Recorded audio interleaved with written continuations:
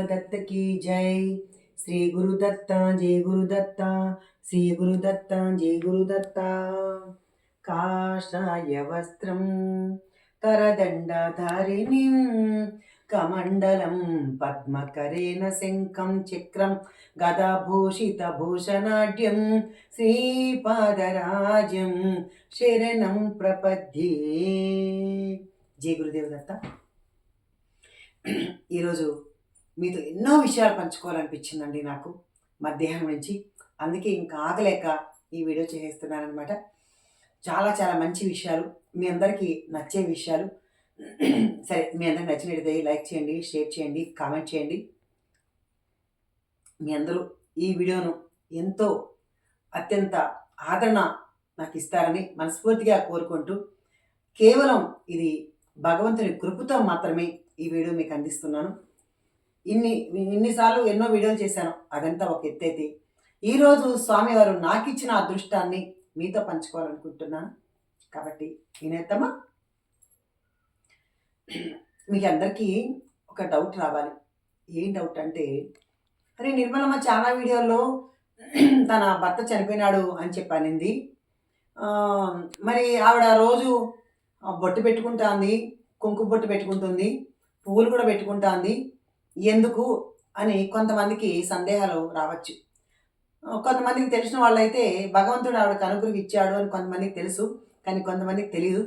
ఆ కొంతమంది వాళ్ళ కోసం ఈరోజు మీతో పంచుకుంటున్నాను. నా హస్బెండ్ చనిపోయి 4 years అయిందమ్మా, ఇది 4వ సంవత్సరం. అయితే ఎప్పుడు నేను నిత్య సుమంగలిగానే ఉండాలని ఆ భగవంతుడు నాకు ఆజ్ఞ ఇచ్చారు అని అంటే మీరు నమ్ముతారా? నమ్మి తీరాలమ్మా. నాకేదో కోరికతోనో లేదంటే పూల మీద వ్యామోహంతోనో బొట్టు మీద వ్యామోహంతోనో నేను పెట్టుకోలేదు. కానీ స్వామి నాకు బ్లెస్ చేసి ప్రతి ఒక్క రూపంలో నాకు ఇది చెప్పారు కాబట్టి నేను పెట్టుకుంటున్నాను అన్నమాట. ప్రతిసారి ఏమైందంటే, నాకు ఆంటీ అమ్మవారు ఉన్నప్పుడు ఆయన ఒక్క రోజు కూడా నా మొహం మీద బొట్టు లేకుండా కానీ తల్లో పువ్వు లేకుండా కానీ ఉండేదాన్ని కాదు. ఎప్పుడు గాజులు మాత్రం ఇట్లాగే వేసుకునేదాన్ని. పాపిట్లో మాత్రం కంపల్సరీగా బొట్టు నాకు ఇష్టం అనమాట, బొట్టు పెట్టుకునేదాన్ని. అయితే ఆయన లేకపోయేటప్పటికి ఆయన ఇంకొక రేపు చనిపోతాం అనగా కూడా ఆయన కరోనాలో వచ్చి ఇదయ్యారు, మీకు తెలుసు. అప్పుడు తగ్గిపోయింది యాక్చువల్లీ. తగ్గిపోయినాక 15 రోజులకి, అంటే 45 రోజులు ఉన్నారు హాస్పిటల్లో. ఒక 15 రోజులకి నాకు ఆయన సేవ చేసుకున్న అదృష్టం వచ్చింది. అప్పుడు నేను ఏదో దిగులతో అట్లా తలంతా ముడిపెట్టేసుకొని అలా ఒక ఏదో దిగులతో ఉంటే ఇట్లా రా అని నన్ను పిలిచారు. ఏమండి అని అడిగితే, ఇప్పుడు ఏం కొంప మునిగిపోయింది నన్ను అలా డల్గా ఉన్నావురా అన్నారు. ఏమి లేదండి అన్నాను. ముందు నువ్వు తలదూకొని బొట్టు పెట్టుకొని నాకు కనిపించు అన్నారు. కాదు, సరేలే అన్న. లేదు, నువ్వు 2 నిమిషాల్లో రెడీ నా దగ్గరికి రా అన్నారు. అంటే ఆయనకు అసలు ఇష్టమనేది కాదు. ఎప్పుడు నేను బొట్టు లేకుండా, మా బాబు కూడా అంతే, అమ్మ ఇది బొట్టేది మొహం మీద, స్నానం చేసిన వెంటనే బొట్టు పెట్టుకుని వాళ్ళకి కనిపించాలన్నమాట. లేదా తల్లో ఒక పువ్వైన దేవుడికి ఒక పువ్వైనా పెట్టుకొని పూజ చేసేదాన్ని అనమాట. అలా నాకు అలవాటు అయిపోయింది. చిన్నప్పటి నుంచి కూడా మా తిరుపతి దాంట్లో పువ్వులంతా ఎక్కువ ఉంటాయి కాబట్టి జడ నాకు చాలా పొడవుగా ఉండేది, చాలా పెద్దగా జుట్టుకంతా పూలు పెట్టుకొని అలా అలవాటు అయిపోయేది అనమాట. అలా నాకు ఇష్టం అనమాట. దాంట్లో ఆ ఇష్టంగానే నాకు మా వారికి కూడా నాకు నేను ఇలా ఉండడమే ఆయనకు అలా ఇష్టమయ్యేది అనమాట. పూలు పెట్టుకోవాలి, తర్వాత బొట్టు పెట్టుకోవాలి, తర్వాత పాపిట్లు బొట్టు పెట్టుకోవాలి, తర్వాత ఇలా ఆయనకు ఒక హైందవ స్త్రీ ఎలా ఉండాలో ఆ లక్షణాలన్నీ ఆయనకు ఉండాలన్నమాట. అలాగని ఆయన డ్రెస్సులు వేసుకోవడంలో లేదంటే ఇది వద్దు అది వద్దు అని, ఆయనకి ఇష్టం కాబట్టి నువ్వు డ్రెస్సులు వేసుకోవాలి ఇలా ఉండేవారు, అలా చెప్పేవారు. కాబట్టి నేను అవి కూడా నేను వేసుకునేదాన్ని. అయినా సరే బొట్టు అనేది, గాజులు అనేది, పువ్వులు అనేది నేను చాలా ఒక భారతీయ స్త్రీ ఎలా ఉంటుందో అలా ఉండాలి అనుకునేదాన్ని. ప్లస్ నా భర్త కూడా అలా ఉండాలనుకుని కోరుకునేవారు అనమాట. సరే, మధ్యలో ఇంకా అలా జరిగింది, దానికి ఎవరు ఏం చేయలేం కదా. అప్పుడు నేను అనుకున్నాను, ఇవన్నీ ఇంకా పెట్టుకోకూడదేమో అని మనసులో బాధపడ్డాను, నిజంగా బాధపడ్డాను.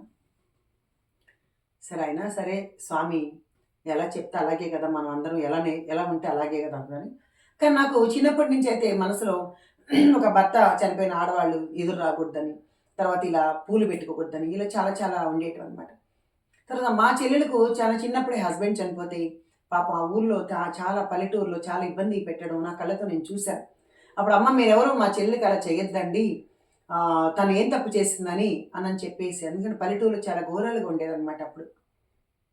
అని చెప్పేసి "నువ్వు చెయ్యరా" అని చెప్పేసని "నువ్వు అలా చేయించుకోవద్దు" అని చెప్పేసి నేను తనకు చెప్పాను. వచ్చిన వాళ్ళకి కూడా అలా చెప్పాను. ఎందుకంటే పసుపంతా రాయేసి, పెద్ద బొట్టు పెట్టి, అబ్బా! ఇన్ని పూలు పెట్టేసి, ఆ 10 రోజులు నరకం ఏంటో చూపించేవాడు. కదా కళ్ళతో చూసి నేను చాలా భయపడిపోయేసి నాకు వణుకులాగా వచ్చేసేదనమాట. అప్పుడు తనకు చెప్తే అప్పుడు ఆ ఊర్లో వాళ్ళు ఎవరిని అద్దెకించే వాళ్ళు దానికి ధైర్యం లేదనమాట. ఎందుకంటే లేదమ్మా మా ఊర్లో పద్ధతి ఇలాగే చేయాలి అనేవాళ్ళనమాట. ఇంకా మా చెల్లెలు తల వంచి పాపం అవన్నీ చేసుకుందనమాట. ఏంటి అసలు ఇది అనుకోని చాలా బాధపడేదాన్ని. మిగతా వాళ్ళు ఎవరైనా విషయంలో కూడా అలా జరిగితే ఎందుకు వీళ్ళు ఇలా చేస్తున్నారు? తప్పు కదా! ఆడవాళ్ళు ఏం తప్పు చేశారని ఇలా చేస్తున్నారని మనసులో చాలా బాధపడిపోయేదనమాట. అందుకని నా దగ్గరికి ఉన్న పూజకు అలాంటి వాళ్ళు భర్తలైన స్త్రీలొస్తే గూడా వాళ్ళకి తీసి నేను పువ్వు పెట్టేదాన్ని. నేను చక్కగా బొట్టు పెట్టేదాన్ని. ఎందుకంటే వాళ్ళు ఏం తప్పు చేస్తారు నిజంగా మాట్లాడితే. పువ్వులనేది, బొట్టనేది చిన్నప్పటి నుంచి మనకు వచ్చిన అవన్నీ కదా మనకి భర్తతో రాలేదు గదా! 11వ రోజు నుంచి మనకొచ్చినాయి కదా ఇవన్నీ. మరి ఎందుకిలా చేస్తున్నారని నిజంగా ఒక గురిజాల అప్పారావు గారు కావచ్చు, కందుకూరి వీరేశలింగ పంతులు కావచ్చు, ఇలా నేను ఒక వాళ్ళందరిలాగే నేను ఆలోచించేదాన్ననమాట. ఎందుకంటే జీవితంలో నాకు గూడా ఒకసారి అలా జరుగుతుందేమో, నువ్వలా పాటించొద్దు అని చెప్పడం కోసమేమో నాకలాంటి సంకల్పాలు కలిగేటివనమాట. సరే అయిపోయింది. మా సిస్టర్ కూడా బొట్టు పెట్టుకునేది పాపం. తర్వాత తనొక ఎంప్లాయ్ అనమాట. అందుకోసం తనకింకా ఎక్కువగా పువ్వులతోనూ, ఎక్కువగా అలాంటివేమీ లేకుండా అంటే తను మెడికల్ ఫీల్డ్ అనమాట. కాబట్టి అవన్నీ ఏమి లేకుండా దేవుడి బొట్టు, కుంకుమ బొట్టు ఇది పెట్టుకునేది. ఇంతవరకే ఉండేదనమాట. నేను అందరిని కూడా అలా ప్రోత్సహించేదాన్ని. మీరేం తప్పు చేశారమ్మా పెట్టుకోండి అని చెప్పేసి నేను అందరికి కూడా అలా చేశాను. సరే నా విషయంలో వచ్చేటప్పటికి నేను అలా ఏం చేయాలి అని ఆలోచన కలిగింది. సర్లే స్వామి ఏది నిర్ణయిస్తే అదేలే అనుకున్నాను.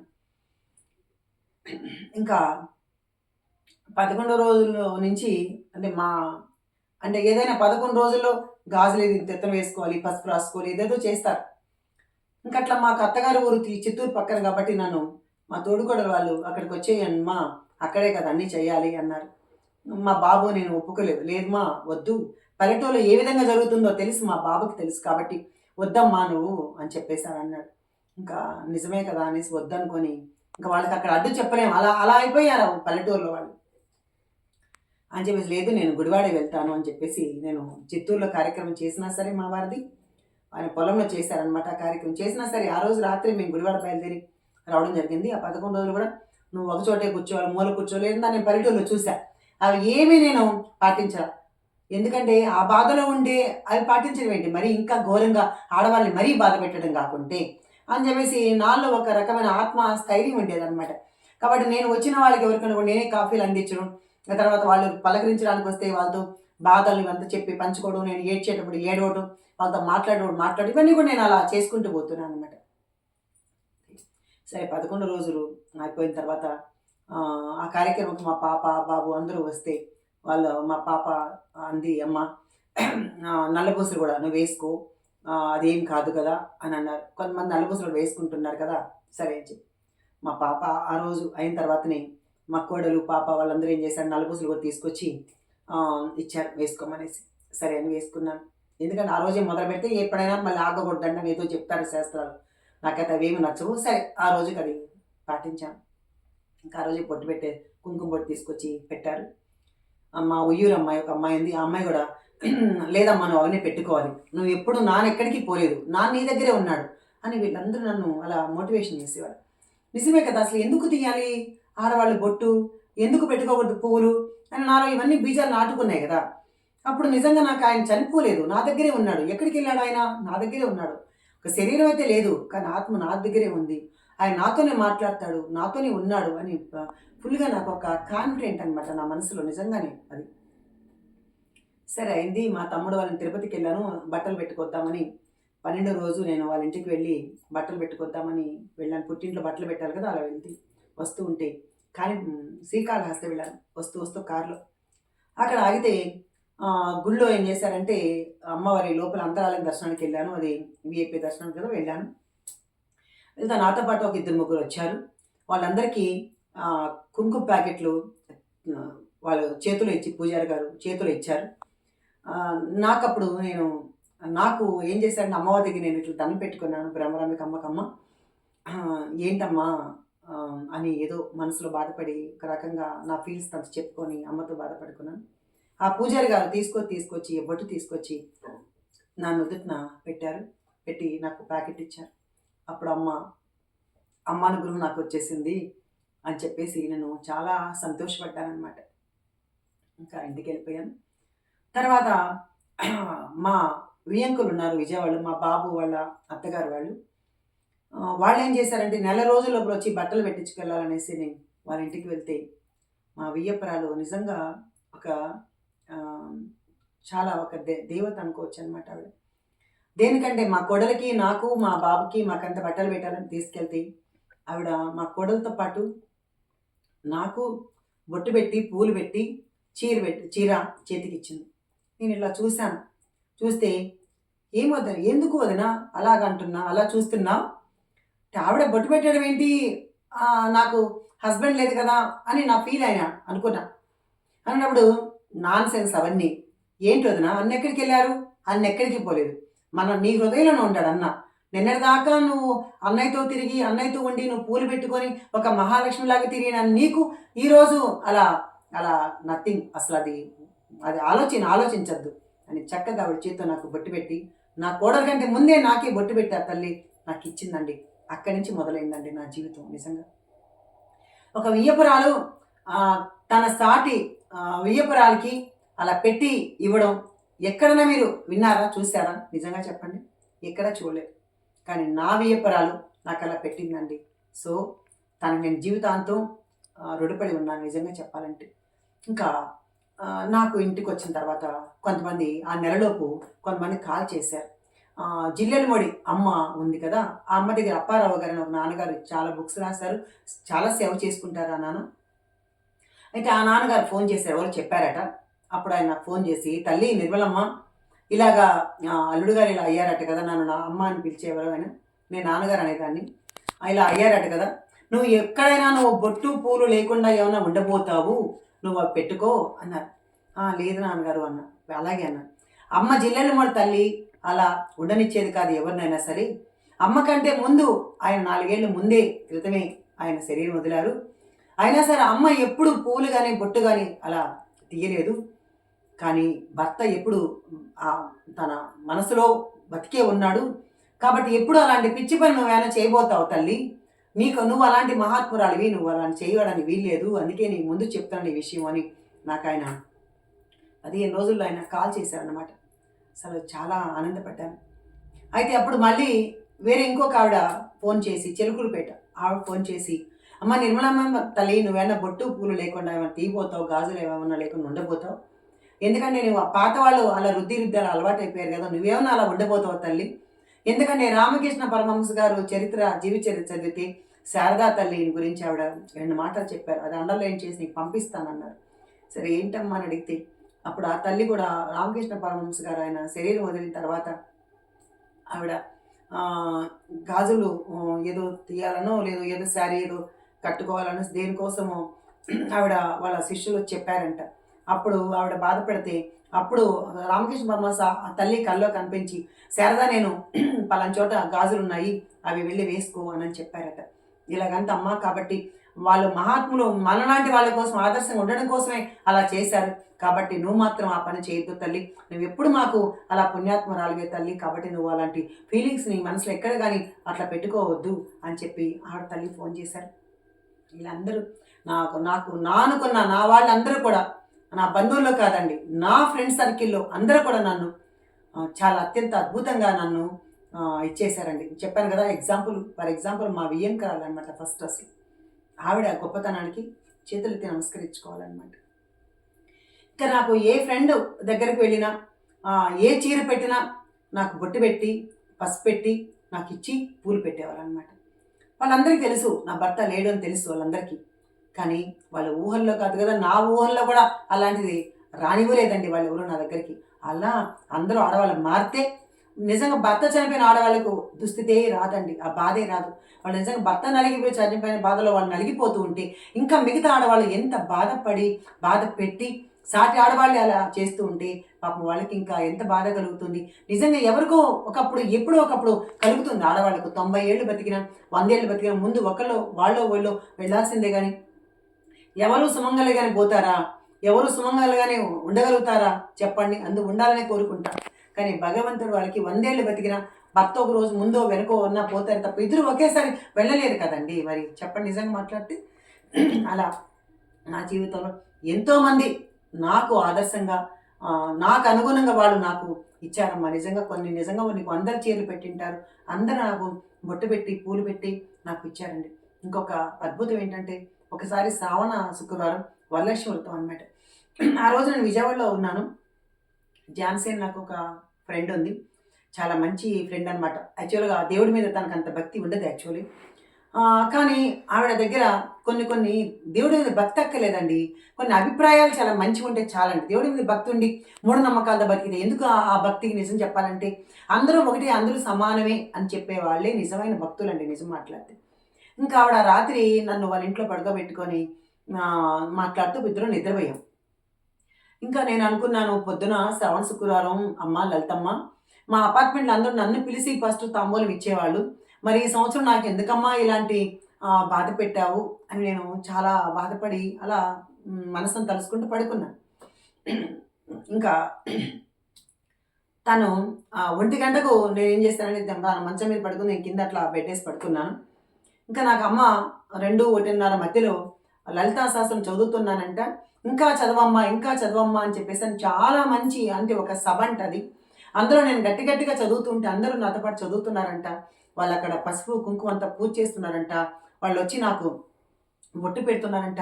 ఇలా కలొచ్చింది. అరే ఇదేంటిది ఇట్లా కలొచ్చింది అని చెప్పేసి వాళ్ళు వెంటనే కళ్ళు తెరిచి చూస్తే ఎవరు లేరు. అప్పుడు వెంటనే ఝాన్సీ అని లేపుతాను, ఇట్లా తట్టాను. అప్పుడు ఏంటి వల్ల అంది. అరే అమ్మవారు కల్లో కనిపించారా నాకు ఇప్పుడు అన్నాను. ఇంకా నేను చెప్పలా. అమ్మవారు లలితమ్మ కల్లో కనిపించింది అన్న. యాక్చువల్లీ నేను లలితమ్మ ఉపాసకురాలు. యాక్చువల్గా నేను దత్తలకి బాబాలకి రాక మునిపే అమ్మవారి ఉపాసకురాలు నేను. అవునారా సరే పడుకోరా అంది. తన పాప నిద్రపోతాను, నిద్ర వస్తుంది కదా తను నిద్రపోరా. సరే ఇంకా కాసేపు ఆ కళను రివిజన్ చేసుకుని అలా పడుకున్నా. ఇంకా తెల్లవారితో 4 లేపేసింది తను. అరే నేను ఈరోజు ఇప్పుడు వరలక్ష్మి వ్రతం చేసుకుంటున్నాను, అది నీ చేతులతో నువ్వు చేయించాలి, నువ్వు నిదానంగా లేయి, నేను అప్పటికంతా అవన్నీ రెడీ చేసేస్తానని. తనకి అసలు చెప్పాను కదా భక్తి అంత పెద్దగా లేదు, వరలక్ష్మి వ్రతం చేసుకోవాలని సంకల్పం అప్పుడు లేదు. మరి ఎందుకు కలిగిందో అప్పటికప్పుడు 4 తెల్లవారు 4 లేసి పప్పు ఏదో నానబెట్టి గారెలకు పూర్ణాలకు అవన్నీ చేసి నేను 6 లేసే లోపల అవన్నీ తయారు చేసేస్తాంది. నన్నేమో నువ్వు స్నానం చేసి వచ్చేసి నువ్వు అమ్మవారికి అంతా అలంకరించి నువ్వు నాతో ఈ వరలక్ష్మి పూజ చేయించు అని చెప్పిందని. నేనా అన్నాను. అప్పుడు నిజంగా నెల అయింది కూడా లేదు అమ్మవారు చనిపోయి. అవునని వెంటనే ఇంకా నాకు ఒక రకమైన దుఃఖం, ఒక రకమైన ఆనందం కలిగింది. నాకేంటి ఇంతటి అదృష్టం ఇచ్చింది అమ్మ అని, తన మనసులో దూరి ఇలా ఇచ్చింది అని ఆనందపడ్డాను, ఒక రకంగా బాధపడ్డాను, ఒక రకంగా ఏడ్చుకున్నాను. ఇంకప్పుడు అంతకుముందు వారమే నన్ను పిలిచి ఇంటికి పిలిచి శారీ పెట్టింది. తర్వాత మళ్ళీ నాకు తను బొట్టు పెట్టి పూలు పెట్టి తాంబూలం వాయనం ఇచ్చిందనమాట. నాకెందుకురా మొన్ననే కదా పెట్టావన్నాను. అది వేరు, ఇది సాక్షాత్తు అమ్మవారు నీకు ఇచ్చిన వాయనవరా, తీసుకోరా అని చెప్పేసి తను పూజ చేసుకొని ఆ యొక్క చీర జాకెట్టు నాకు పెట్టిందండి.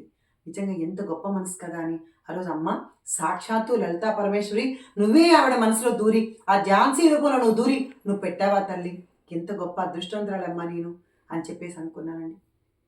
తర్వాత మళ్ళీ ఒక 2వ నెలకంతా నేను బాబుకు వీసా వచ్చిందని నేను మన నెల్లూరు అంటే చెన్నైలో వచ్చింది.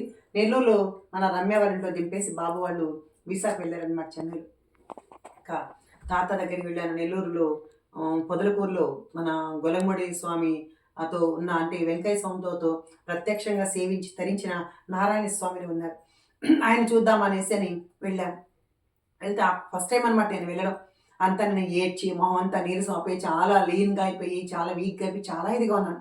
ఇంకా అప్పుడు కారు దిగేటప్పటికి వాళ్ళంతా కుంకుమ పొచ్చేస్తున్నారు, చేయడం మొదలు పెట్టుకుతున్నారు.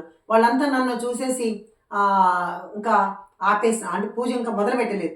అప్పుడు తాతగారు అన్నారట, కొంచెంసేపు ఉండండి పూజ చేద్దాం అని అంటున్నారంట వాళ్ళందరితో. ఇంకా నేను వెళ్ళాను, నాకు విస్తరి ప్లేట్ అదంతా ఇచ్చి పూజ చేసుకోమ్మా అన్నారు. నేను ఇట్లా చూశాను, నేనేనమ్మా చేసుకోమ్మా నువ్వు పూజ చేయమ్మా అన్నారు. అప్పుడు వెంటనే కుంకుమ పూజ చేశాను. అదంతా అయిన తర్వాత అప్పుడు నా స్టోరీ చెప్పా, ఇలా అయ్యారు, నా భర్త ఇలా చనిపోయినారు అని చెప్పేసి నేను అక్కడ చెప్పడం జరిగింది. తాతగారు దాదాపు పెద్దాయన ఇప్పుడు కూడా ఉన్నారాయన. ఒక 90 దాటాయండి ఆయనకి. ఆయన అమ్మవారి దీంట్లో మన దుర్గమ్మ తల్లి దగ్గరికి లోపలికెళ్ళి ఆయన ఆ స్వామిని కూడా వెంకటేశ్వర తాత ప్రతిష్ఠించారు అని చెప్పేసి అన్నారక్కడ.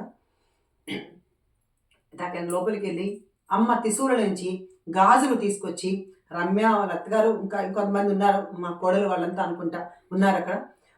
అందరి దగ్గర తీసుకొచ్చి ఆ గాజులు తీసుకొచ్చి ఇన్ని గాజులు తీసుకొచ్చి నా చేతికి వేశాడండి. నాకు చాలా ఆనందం. ఎందుకంటే అప్పుడు చెప్పాను కదా, పని తెలియకుండా ఇచ్చాను కదా వేరు. అక్కడ ఆయనకి తెలుసు కదా, నేను చెప్పాను, విన్నారు అదంతా. విని దుర్గమ్మ గుళ్ళకి లోపలికి గబగబా పరుగును వెళ్ళి త్రిశూల నుంచి నాకు గాజులు తీసుకొచ్చి ఇచ్చి నాకు కుంకుమ బొట్టు అది పెట్టారండి. అంటే అమ్మ నువ్వు ఎప్పుడు నిత్య సుమంగళవేనమ్మా అని చెప్పేసి అక్కడ నారాయణ స్వామి అవధూత్ దగ్గర అనుగ్రహం వచ్చింది. ఆ యొక్క జిల్లెలమొడి తల్లి దగ్గర ఆయన శిష్యుడి దగ్గర నాకు అనుగ్రహం వచ్చింది. అలాగే ఇంకొక చిలుకులపేడ అమ్మ దగ్గర నుంచి అనుగ్రహం వచ్చింది. మా వియ్యప్పరాలు అలాగే పెట్టి నాకు అనుగ్రహం ఇచ్చింది. ఇలా చాలా మంది ద్వారా నాకు అలాంటి అనుగ్రహం ఇచ్చేశారమ్మా. నిజంగా భగవంతుడు నాకు చాలా ఆనందం వేసింది అనమాట. ఇంకా పువ్వులు గాజులు అలా వచ్చాయి, కుంకుమ అలా వచ్చింది. ఇంకా పువ్వులు ఆ యొక్క ఒక మందిరంలో ఒక నెల్లూరులో దాన్ని ఏమంటారు పార్కులో ఒక గుడి ఉంటుందన్నమాట. దాన్ని చిల్డ్రన్ పార్క్ టెంపుల్ అంటారు. అక్కడ ఒక స్వామీజీ వస్తే నన్ను అక్కడికి తీసుకెళ్లారు. అదే నెల్లూరులో నా రోజు ఉన్నానని చెప్పాను కదా, అప్పుడు మా నిర్మలం ఇక్కడ ఉందంటే ఆ సార్ వాళ్ళు నన్ను అక్కడ స్వామీజీ దగ్గరికి తీసుకెళ్లారంట. సరే పల్లకీ సేవ జరుగుతుంది అక్కడ. పల్లకీ సేవ జరుగుతుంది. ఆ పల్లకీ నుంచి తీసి ఇన్ని మల్లెపూలంతా తీసుకొచ్చి నా చేతికి ఇచ్చాను. ఆ చేతిలో పువ్వులు తీసుకెళ్ళి నా మనోరా చిన్న పాప ఉంటే ఆ పాపకి ఇచ్చాను. నేను పెట్టుకోకూడదురా ఇందాన్ని ఇచ్చాను. వెంటనే నా కోడలు అవన్నీ తీసేసి నా కోడలు తీసుకొచ్చి పూలంతా నా జడలో పెట్టేసింది అనమాట. అట్లా చూసి నేను పెట్టుకోకూడదురా అన్నాను. తప్పు అన్నాను. పెట్టుకోకుంటే తప్పు, పెట్టుకుంటే తప్పు లేదు అత్తయ్య, పెట్టుకోండి అంది. నిజంగా వాళ్ళ మంచి మనసుకి నిజంగా నేను ఎన్ని జన్మలైనా రుణపడి ఉంటానండి. ముందు ఇంట్లో వాళ్ళ సపోర్టే కావాలమ్మా నీకు. ఇంట్లో వాళ్ళే అలా చేస్తే రేపు అందరు బయట వాళ్ళు మనం అలా గౌరవిస్తారు. ఇంట్లో వాళ్ళు అమ్మ నువ్వు ఏమైనా అనుకుంటే నీ కోడలు అనుకుంటే పెట్టుకోవద్దు, నీ కూతురు అనుకుంటే పెట్టుకోవద్దు, అమ్మ మీ ఈవెంట్లు ఏమైనా అనుకుంటే పెట్టుకోవద్దు అని నీకు అక్కడే నెగిటివ్ వస్తే ఇంకా మిగతా వాళ్ళు ఎలా మనకి ఆదరిస్తారు, అభిమానిస్తారు? ఒకసారి ఆలోచించండి. నిజంగా ముందు ఏదైనా సరే ఇంట్లో నుంచే ముందు రావాలమ్మా. నేను ఇది కోరుకుంటున్నాను మీ అందరి ద్వారా. నా ద్వారా ఇవన్నీ మీకు ఇక్కడ భగవంతుడి దగ్గర కూర్చొని నేను మీతో నిజం అబద్ధం చెప్పట్లేదు, అన్ని నిజాలే చెప్తున్నాను అనమాట. ఇది భగవంతుడి అనుగ్రహం. భగవంతుడి ఎందుకంటే చిన్నప్పటి నుంచి మనకు పూలు ఏది రాలేదు, అన్ని చిన్నప్పటి నుంచి వచ్చినాయి మనకి. భర్తతో ఇది రాలా. భర్తతో నీకు ఓన్లీ మంగళసూత్రాలు వచ్చాయి, అవి తీసేసావు అంతే. అంతేగాని బొట్టు పెట్టుకోకూడదు ఏమన్నా ఉందో ఎక్కడ పోనీ ఏ శాస్త్రాలు లేవు. గరికపాటి గారు చెప్పారు, సత్యవానమ్మ గారు చెప్పారు, వీళ్ళు ఎంతోమంది చెప్పారు. అయినా సరే మనం మారట్లేదు. మళ్ళీ మనం ఆడవాళ్ళని అగౌరవపరుస్తూనే ఉన్నాం. ఇలా పూలు పెట్టుకుంటే వాళ్ళు ఏదో వెకిలిగా చూస్తున్నారు, అలాగే వాళ్ళు బొట్టు పెట్టుకుంటే అయ్యో నోళ్ళు కొరుక్కుంటున్నారు. మన ఆడవాళ్ళు ఇంకేం చేస్తున్నామమ్మా? మనం ఆ ఊరు అయ్యో వాళ్ళలో ఉండి వాళ్ళ దూరి వాళ్ళలో ఉండండి చూద్దాం, ఆ బాధే మనకొస్తే ఎట్లా అని ఒక క్వశ్చన్ మార్క్ వేసుకుంటేనే మనం భయపడిపోయి వణికిపోతామే. మరి మిగతా ఆడవాళ్ళని మనం ఎంత ఇదిగా ప్రేమించాలి, ఎంత అభిమానించాలి, వాళ్ళని వాళ్ళుగా ఉండాలి కదా, నేనుగా ఉండాలి కదా అని వాళ్ళని ఎంత గౌరవించాలి కదా. మరి ఎందుకు మనం వాళ్ళని ప్రతి క్షణం వాళ్ళని అవమానిస్తున్నాం? ఎందుకంటే ఎంతసేపటికి నేను ఎంత మోటివేషన్ చేసినా మిగతా వాళ్ళని అమ్మో మా వియ్యంకులు ఏమన్నా అనుకుంటారేమోనమ్మా, నా కోడలేమని అనుకుంటుందేమోనమ్మా అని బాధపడుతున్నారు. వాళ్ళు పెట్టుకోవాలి మనసులో ఉన్నా సరే మరి వాళ్ళ మనసులో ఉండే కోరికని ఎందుకు మీరు అనగదొక్కుతున్నారు? నిజంగా ఏ శాస్త్రంలో ఉంటే తీసుకురాని చూద్దాం. ఎక్కడ లేదు తల్లి. ఎందుకు పెట్టుకోకూడదు? నేను ఒక వీడియోలో 1,40,000 మంది చూశారు ఆ వీడియో. ఒక్క నెగిటివ్ కామెంట్ అందరూ చాలా అద్భుతంగా చేసావమ్మా అని. మొన్న కూడా విజయవాడ నుంచి ఒక పాప ఫోన్ చేసి అమ్మ ఇంత పెద్ద బుక్ గ్రంథం రాశానమ్మా దాని గురించి, మీతో ఒకసారి నాకు ఇంటర్వ్యూ కావాలమ్మా అని ఆ తల్లి నాకు కాల్ చేసిందనమాట పాపం. ఎందుకంటే ఆ నెగిటివ్ తీసేసేయండి. మనకు ఎందుకు పెట్టుకోకూడదని చెప్పారు మొన్న వీడియోలో కూడా చాలా మంది చెప్పారు, అలాగే నేను చెప్పాను. దేనికి పెట్టుకోకూడదు అంటే చిన్న వయసులోనే పెళ్లిళ్ళు చేసేవారు. వాళ్ళకి భర్త ఒక ముసలి ఒక వృద్ధుడు ఒక ఏజ్ వాళ్ళు పెళ్లి చేసేవాళ్ళు. అప్పుడు పాపం అతను చనిపోతే ఆ స్త్రీ చాలా సౌందర్యంగా చాలా అందంగా ఉండేది కాబట్టి మళ్ళీ ఆ కుటుంబ పరువు పోతుంది. అప్పుడు ఉమ్మడి కుటుంబాలు మనలాగా చాలా చిన్న వెస్ట్ కుటుంబాలు కాదు, సమిష్టి కుటుంబాలు. అప్పుడు ఈ అమ్మాయి మళ్ళీ వేళ పెళ్లి చేసుకుని మళ్ళీ తప్పుడు పనులు చేస్తుందో, తప్పుడు దారి తొక్కుతుందో, ఆ కుటుంబ పరువు పోతుందో. కాబట్టి ఈ అమ్మాయి అందవిహీనంగా ఉండాలి అని చెప్పేసి ఆ కుటుంబం వాళ్ళు కావచ్చు, ఆ యొక్క అప్పుడున్న రూల్స్ కాబట్టి ధర్మం మారింది కదా. ఇప్పుడు ధర్మం మారింది, కాలాన్ని బట్టి ధర్మం మారుతుంది. ధర్మం ఎప్పుడు ధర్మమే. అయితే అప్పుడున్న పరిస్థితుల్లో ఆ స్థితిలో అప్పుడు వాళ్ళంతా అలా ఉన్నారు కాబట్టి ఏమో మళ్ళీ వీళ్ళు అలా తప్పుడు చేస్తే ఆ కుటుంబం పరువు పోతుందని ఇవన్నీ తీసేయాలని వారం వారం వాళ్ళు గుండు కొట్టించి ఆ పూలు ఆ బొట్టు ఇవన్నీ సౌందర్యం ఇవన్నీ అందానికి చిహ్నాలు కదా ఇవన్నీ. ఒక మహాలక్ష్మి ఎలా ఉంటుందో అలా ఉండాలని కోరుకున్న మనం అప్పట్లో వీళ్ళు ఇలా ఉంటే తప్పు అని చెప్పేసి వాళ్ళకందరికీ అలా గుండు కొట్టించి వారం వారం గుండు కొట్టించి తెల్ల చీర కట్టుబెట్టి అంత విహీనంగా చేసేవాడు. అప్పుడు మళ్ళీ మనలాంటి మహాత్ములు నిజంగా అందరూ వచ్చి ఇలా చేస్తున్నారా? ఒక ఆడదంటే ఎవరు? ఒక స్త్రీమూర్తి, ఒక ఒక సాక్షాత్ ఒక అమ్మవారు ఎందుకు ఇలా చేస్తున్నారని అందరూ వచ్చి ముందుకు వచ్చి నిజంగా రక్షింపబడేలా చేశారు. అలాంటి మహాత్ములకు అందరికీ శిరస్సు వంచి పాదాభివందనం చేసుకుంటున్నానమ్మా. మరి మనం ఎందుకు మన ఆడవాళ్ళని సాటి ఆడవాళ్ళని నిజంగా ఒక పల్లెటూరులో పోతే ఈరోజు వాళ్ళని ఒక శత్రువులాగా చూస్తున్నారు. వాళ్ళు ఎదురు రాకూడదు అంటున్నారు. వాళ్ళు ఏమో బొట్టు పెట్టుకోకూడదు అంటున్నారు. బొట్టు పెట్టుకుని పూలు పెట్టుకుంటే చెవులు కొరుక్కుంటున్నారు. ఎందుకు అలా చేస్తున్నారమ్మా? మనం ఆడవాళ్ళమే కదా. ఇలా మగవాళ్ళు ఎవరైనా చేశారా ఈ పని? ఎవరు చేయరా. ఆవిడ ఇష్టం ఆవిడదిలే అని వదిలేసిన వాళ్ళకి ఎందుకు చేస్తున్నారు? మరి నేనైతే ఒక ఆధ్యాత్మిక స్థితిలో ఉన్నాను కాబట్టి ఆమె పెట్టుకొని తప్పులేదులే అని అనుకుంటున్నారు. కానీ ఎవరు పెట్టుకున్నా తప్పులేదమ్మా. ఎవరిని కామెంట్ చేసే హక్కు మనకు లేదు తల్లి. ఆ బాధ అనుభవించే వారికే తెలుస్తుంది తప్ప అందరికీ తెలియదమ్మా. మన భర్తలు ఎవరి భర్త ఎక్కడ చనిపోలేదు, ఎక్కడికి లేదు. వాళ్ళ భర్త వాళ్ళ హృదయంలోనే ఉండాడు, ఎక్కడికి పోలేదు. శరీరం అయితే వదిలాడు కానీ తన మనసులో జ్ఞాపకాలను పోయిందా? ఆ స్త్రీ జ్ఞాపకాలతోనే బతుకుతుంది. మరి ఆ స్త్రీ ఇంకొక పెళ్లి చేసుకుంటానంటే ఎందుకు? అలాంటి అవమానాలు చేయబట్టే. కాబట్టి పెళ్లి చేసుకుందన్న ఆలోచన కలిగిస్తున్నారు మరి వీళ్ళు. కాబట్టి ఆ స్త్రీకి ఎప్పుడు సౌందర్యం, ఎప్పుడు యొక్క సౌభాగ్యం ఇచ్చేస్తే ఆ స్త్రీ పెళ్లి చేసుకున్న ఆలోచించదమ్మా. నిజంగా మాట్లాడితే ఇది కూడా దృష్టిలో పెట్టుకోండి. ఒక తోడు కోసం ఒక దేనికోసం చేసుకుంటారు పెళ్లి నాకు తెలియదు. కాకుంటే నాకు ఏ సౌభాగ్యం అయితే లేదు దాని గురించే కదా ఎక్కిరిస్తున్నారు అందరూ అని ఆ పెళ్లి చేసుకునే అవకాశం కూడా మనమే కల్పిస్తున్నాం అన్నమాట. వాళ్ళకి పెళ్లి చేసుకుని తప్పని నేను చెప్పను, కానీ ఎవరి అభిప్రాయం వాళ్ళది. కానీ తనకు భర్త ఒకే భార్య అని మన సాంప్రదాయాన్ని మనం అంత ఇదిగా గొప్పగా నమ్మిన వాళ్ళం మనమే కదా. మనం అలాంటి ఇది ఇస్తున్నాం కాబట్టి ప్రతి స్త్రీని మనం గౌరవించాలి, ప్రతి స్త్రీని మనం నిజంగా పూజించాలి. పూజించబడ్డ ఆడవాళ్ళని మనం అవమానిస్తున్నామే, ఎంత తప్పు. అలా మన ఇంటికి వచ్చిన భర్త లేని స్త్రీ ఎవరైనా వస్తే కూడా వాళ్ళకి తప్పకుండా మీరు బొట్టు పెట్టండి, ఏమవుతుందో మీరు చూడండి. ఏమి అవదమ్మా, నిజం చెప్తున్నాను. అది మన మనసులో ఉన్న భావాలు తప్ప ఏమీ కాదు. ఆ స్త్రీ ఏం తప్పు చేసిందని ఆలోచన. నా వేదన అర్థం చేసుకుని ఏం తప్పు చేసిందమ్మా? భర్త వచ్చి బొట్టు పెట్టాడా? చెప్పండి మీరు. ఆ కాళ్ళ మెట్టులు కూడా పుట్టింటి వాళ్ళో లేదా మేనమామో లేదంటే అట్లా ఒక ఆడవాళ్ళు అలా తొడుగుతారు తప్ప భర్త వచ్చి కాళ్ళ మెట్టి తొడిగాడా? ఎక్కడన్నా కొన్ని ఏరియాలో ఏమైనా తొడిగింటారే కానీ చాలా వరకు మాత్రం భర్త కాళ్ళ మెట్టిలు కూడా తొడగరు. దానికి కూడా నేను చెప్పాను, కాళ్ళ మెట్టిలకు గర్భసంచికి సంబంధం ఉందమ్మా. ఎందుకంటే మంచి బిడ్డ పెట్టడం కోసం ఆ యొక్క వైబ్రేషన్స్ అంతా పాజిటివ్గా వస్తుంది కాబట్టి మంచి బిడ్డ కోసం కాళ్ళ మెట్టెలు, కాళ్ళ పట్టీలు ఇవన్నీ పెట్టుకుంటారు. గాజులు కూడా ప్రతి దానికి ఒక్కొక్క సైంటిఫిక్ రీజన్ ఉందమ్మా. ముక్కు పొడి పెట్టుకుంటే ఒక సైంటిఫిక్ రీజన్, బొట్టు పెట్టుకుంటే ఒక సైంటిఫిక్ రీజన్, ఒక ఆజ్ఞా చక్రంలో ఇదంతా మనకు వైబ్రేట్ దానికోసం అని బొట్టు పెట్టుకోవాలి. ఇవన్నీ మనకు ఇక సైన్స్ ఎంతో చెప్పుంది. ఈ యొక్క భర్త కోసం కాదు ఇవన్నీ రాలేదు. భర్తతో నీకు తాలిబొట్టు వచ్చింది కాబట్టి తాలిబొట్టు మాత్రం ఆ బొట్టులు తీసి వేసుకోండి. అది కూడా నిజంగా నా భర్త బతికే ఉన్నాడు అనే వాళ్ళు అందరు తాలిబొట్లు కూడా వేసుకుని తప్పేమీ లేదని నేను అనుకుంటున్నాను. కానీ మీకు అది తప్పు అనిపిస్తే మీరు తీసేయండి, దానికి ఏం తప్పేం లేదు. నేను ఇంకా ఈ లోకం కోసమే నిజంగా నాకైతే తీయాలని కూడా లేదు అప్పట్లో. కానీ వద్దులే, ఎందుకు వచ్చింది, ఎవరో అన్నారు కదా అని చెప్పేసి ఆ యొక్క ఆవేశంలో నేను తీసాను తప్ప ఇప్పుడున్న తెలివితే అట్లా అప్పుడుగానంటే ఆ తాలిబొట్టు కూడా నేను వేసుకుని ఉండేదాన్నేమో నిజం మాట్లాడితే. కాబట్టి మన భర్త మన గుండెల్లో ఉండాలమ్మా. మన భర్త మన హృదయంలో ఉన్నాడు.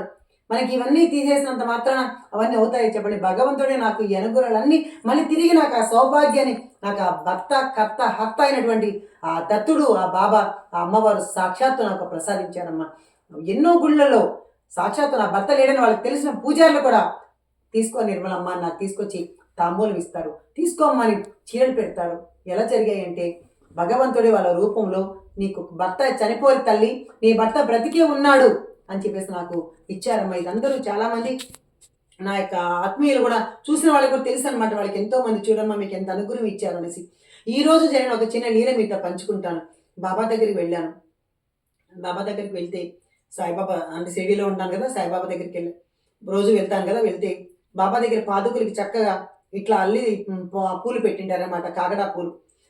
అయితే నేను బాబాని చూశాను. బాబా ఇదిగో ఆ పూలు నాకు ఇవ్వు అని మనసులో అడిగారు. తర్వాత వెంటనే ఎవరైనా బాబాకి అలంకరణ చేసిన పూలు ఇస్తారా చెప్పండి? బాబా దగ్గర అందంగా ఉండడం కోసం పెట్టాను, మీద ఏ పూలను ఇస్తారు. నేను బాబాయ్ ఇదిగో ఆ పూలు నాకు ఇవ్వు అని అడిగాను. వెంటనే పూజారి గారు ఏం చేస్తారు, పూజారి గారిని అడగలా, బాబాని అడిగాను. ఆ మాట బాబా వెంటనే పక్కన పూజారి గారికి అందించుంటున్నానండి. ఎక్కడన్నా వింటారు బాబా మన మాట. వెంటనే ఏం చేశారు, ఆ పూజారి గారు నా వంక చూసి నవ్వి ఆ పాదాల దగ్గర ఉన్న పూలు నా దగ్గర ఇలా చేతిలో పెట్టారనమాట. ఆ పూలని ఇదిగో మీ అందరికి చూపించడం కోసమే, ఇది వాడిపోయినా సరే నీకోసం పెట్టారు. అయితే నలుగురు ఆడవాళ్ళు ఉన్నారు నా దగ్గర వెనక. వాళ్ళందరూ అడిగితే ఎవరికి ఇవ్వలేదు. సరే వీళ్ళందరూ కొంచెం కొంచెం తినిపిద్దామంటే ఈ పూలన్నీ కుట్టినారండి. ఇదిగోండి ఇవన్నీ దారి తీసి కుట్టిన పూలు. ఇవన్నీ ఎలా తెంపను?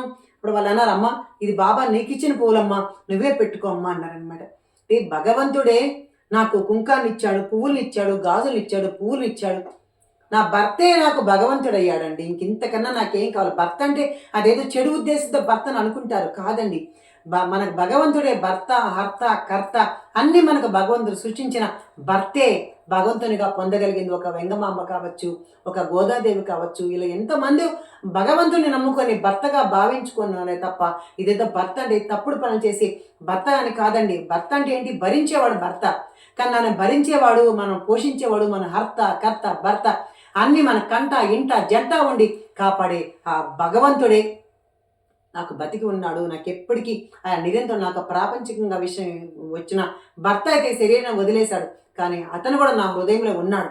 కానీ ఆ చైతన్య స్వరూపుడు ఎప్పుడైనా నా భగవంతుడే, నా బాబా, నా దత్తుడు, నా తల్లి, నా లలితా పరమేశ్వరి వీళ్ళందరూ ఆ భగవత్ స్వరూపాలే. కాబట్టి అందుకే నేను ఎప్పుడు నా భర్త లేడని ఊహల్లో కాదు కదా, మనసులో ఎప్పుడు నేను అనుకోనండి. అందుకే వాళ్ళు అనుకుంటారేమో, వీళ్ళు అనుకుంటారేమో, నేను ఎప్పుడు ఏమనుకోనండి. శుభ్రంగా నేను పూలు పెట్టుకుంటా. ఇదిగోండి చూడండి, బొట్టు పెట్టుకున్నా, కుంకుమ బొట్టు పెట్టుకున్నా. చక్కగా నాకు అంటే నాకు గాజులు అయితే కొంచెం అలవాటు లేదనమాట. ఎప్పుడు ఇలా ఉండడం ఇష్టం. లేదంటే ఆ గాజులు కూడా వేసుకుంటాను, తప్పేమీ కాదు. కాబట్టి మీరందరూ వీడియో చూసిన ప్రతి ఒక్కరు కూడా మీరు వాళ్ళు అనుకుంటారో వీళ్ళు అనుకుని ముందు అది మానేసి మీకోసం మాత్రమే బ్రతకండి. ఎందుకంటే అలా అనుకుంటూ పోతే మిమ్మల్ని జీవితాంతం ఏడిపిస్తూనే ఉంటారమ్మా. జీవితాంతం అందరూ ఏడిపిస్తూనే ఉంటారు. తన బిడ్డలకు సమాధానం. ఎందుకంటే ముందు బిడ్డలు ఇంట్లో సపోర్ట్ చేయాలి తల్లికి. నా తల్లికి ఏమైంది? నా తల్లి నిన్నదాకా కుంకుమ బొట్టుతో పసుపుతో పచ్చగా ఉన్న తల్లి ఈరోజు అలా అలా ఉంటే నేను సహించలేనని ముందు తన బిడ్డలే ముందుకు రావాలి, తన కోడలే ముందుకు రావాలి, తన కొడుకే ముందుకు రావాలి. వాళ్ళే ఎక్కిరించి వాళ్ళే అలా చేస్తే ఇంకా ఆ తల్లికి రక్షణ ఎక్కడుందండి చెప్పండి? కాబట్టి నాకైతే నా ఇంట్లో నుంచి నేను బయలుదేరాను. కాబట్టి ఈరోజు నాకు మీరందరూ కూడా నాకు నిజంగా బొట్టు పెట్టి చీర పెట్టి లేదంటే ఇస్తున్నారు. ఎందుకంటే చీర కూడా మీరు పెట్టమని నేను ఎప్పుడు వాళ్ళని అడగలేదు. కానీ వాళ్ళు ఏదో మర్యాద కొద్దిగా నాకు పెడతారు, అది వేరే విషయం. కానీ ఇంటికి వచ్చిన వాళ్ళు అందరికీ మీరు చాలా వాళ్ళ భర్త చనిపోయినారా ఇంకోటి అని కాదు. మరి సరే భర్త ఉన్నాడు, వాళ్ళ మనసంతా దుర్మార్గం, వాళ్ళ దగ్గర ఆశీస్ తీసుకోరు. ఎందుకంటే వాడు పుణ్యస్త్రీ అమ్మ, ఆవిడే పెట్టాలి బొట్టు కాబట్టి అని మనం చాలా పెళ్ళిళ్ళలో కానీ చాలామంది అవమానం చేస్తూ ఉంటారు. నేను కూడా అలా ఒకటి పెళ్ళిళ్ళకి వెళ్ళి కొంచెం భావంతో కొంచెం పక్కకు ఉండాల్సి వచ్చింది అనమాట.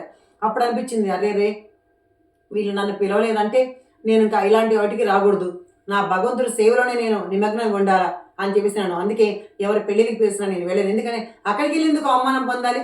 వాళ్ళు నిజంగా మనం ప్రేమగా పిలిచి తీసుకెళ్ళి చేసేది కానీ అరే ఆవిడొస్తే మనకి ఏమైపోతుందో అని వాళ్ళు భయపడేటప్పుడు మనం దూరంగానే ఉండాలి. అందుకే నా సొంత బంధువులు పెళ్ళైనా సరే నేను పక్కనే ఉన్నాను తప్ప నేను స్టేజ్ మీదకి వెళ్ళలేదు. అదే నాకు భగవద్బంధువులు అయితే నన్ను ముందు లాక్కొని వెళ్ళిపోయి స్టేజ్ మీద తీసుకెళ్ళి అక్షంతలు వేపిస్తారండి. ఎందుకంటే వాళ్ళకి తెలిసినంతగా మన వాళ్ళకు కొంతమందికి మన బంధువులకు తెలియదు కదండి, అందరికి తెలియదు. కాబట్టి దయచేసి మన ఇంట్లో నుంచే బయలుదేరాలి. ఏదైనా సరే ఏదన్నా ఒక ముందుగా మంచిగా బయలుదేరాలంటే మన ఇంట్లో నుంచి, మన బిడ్డల నుంచి, మన అత్తమామల నుంచి, మన అమ్మ నాన్న నుంచి, మన తోడుకోడల నుంచి, మన యొక్క అక్క చెల్లెల నుంచే బయలుదేరాలి. ఏదైనా సరే మంచి అయినా సరే అది. కాబట్టి మీరందరూ కూడా మీ ఇంట్లో ఎవరికైనా అలా జరిగినా, మీ బంధువులు ఎవరికైనా అలా జరిగినా మీరు ఈ రోజు నుంచి ఈ వీడియో చూసి నిజంగా మోటివేషన్ అవుతారని, అందరూ ఏం తప్పు లేదమ్మా అనే స్థితికి వచ్చి మనందరూ ఒక ఉద్యమం లాగా అందరూ చేపట్టాల. అమ్మని మీరు అనుకోవచ్చు, నీ భర్త చనిపోయినాడు కాబట్టి నువ్వు ఇలా మాట్లాడుతున్నావమ్మా మరి అని కొంతమంది నన్ను కామెంట్ చేయొచ్చు. భర్త చనిపోయినాడని కాదండి. ఎందుకంటే నేను చనిపోక ముందు కూడా నేను ఇలాంటి విప్లవాన్నే చెప్పేది. విప్లవం కూడా అందరూ ఇది ఒక భక్తి, ఒక ప్రేమ, ఎదుటి మనిషి మీద ఉన్న గౌరవంతో నేను ఎప్పుడు ఒకలాగే నేను ఉన్నానమ్మా. కాబట్టి మీరందరూ కూడా ఎవరిని అవమానం చేయొద్దండి. వాళ్ళు ఎదురుంచేది మాత్రం మనకి ఏమీ అవ్వదు. అలాగే పక్కన పడుకుంటే అమ్మ పొద్దున్న లేసి వీడి ముఖం చూడాలా అని అనుకుంటారు. వాళ్ళ ముఖం చూసి చూడండి ఒకసారి, ఏమీ అవ్వదు. అంత అమ్మవారి స్వరూపం వల్లే, సాక్షాత్తు అమ్మే కదండి అని అనుకుంటాం.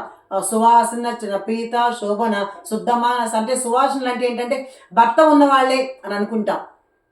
అది ఒక పక్క అయితే, ఇంకొక పక్క సువాసనలు అంటే ఏంటంటే మంచి మనసు కలిగిన వాళ్ళు, భగవద్భక్తులు ఉన్న వాళ్ళకు శరీరం నుంచి ఒక సువాసన వస్తుందండి. వాళ్ళకు ఒక రకమైన గంధం వాసన, యాలకుల వాసన వస్తుందండి. అది సాక్షాత్ అమ్మవారికి వస్తుందండి. అలాంటి పూజలు చేసి చేసి చేసి ఈ శరీరానికి అంతా ఒక వాసన వస్తుందండి. మరి వాళ్ళంతా కూడా సువాసనలే కదా. కాబట్టి మీరు అట్లాంటి వాళ్ళందరికీ, ప్రతి ఒక్క భక్తులు ఉన్న వాళ్ళు కావచ్చు, భక్తి లేని వాళ్ళు కావచ్చు, ఎవరికైనా కావచ్చు, తాంబూలం అనేది తప్పకుండా మీరందరూ ఇస్తారని, ఈ వీడియో చూసిన వాళ్ళంతా మంచి కామెంట్స్ పెడతారని, నన్ను నెగిటివ్ కామెంట్లు మాత్రం మీ మనసులో ఉన్నా కూడా అలాగే దాచుకోండి. నా నెగిటివ్ కామెంట్ మాత్రం దయచేసి పెట్టొద్దని. అందుకే నేను పూలు, గాజులు, బొట్టు ఇవన్నీ పెట్టుకుంటున్నాను. మీకందరికీ నేను ఈ డౌట్ తీర్చాలని నాకు ఎప్పటి నుంచో అనిపించింది. అయితే ఈరోజు బాబాయ్ చిన్న మెరాకిల్తో ఏ భగవంతుడి దగ్గరికి వెళ్ళినా, లేదంటే ఎవరి ఇంటికి వెళ్ళినా, అందరికీ తెలిసినా సరే నాకు కావాలని వాళ్ళు తీసుకొచ్చి ఇస్తున్నారమ్మా. కాబట్టి మీరందరూ నాకు అలా చూశారు, అలా చేస్తున్నారు. కాబట్టి మీ అందరికీ శతకోటి వేల ధన్యవాదాలు నేను తెలియచేసుకుంటున్నాను. జై గురుదేవ దత్తకి జయమ్మ. సాయిరామ్ మహారాజ్కి జై. సాయినాథ్ మహారాజ్కి జయమా.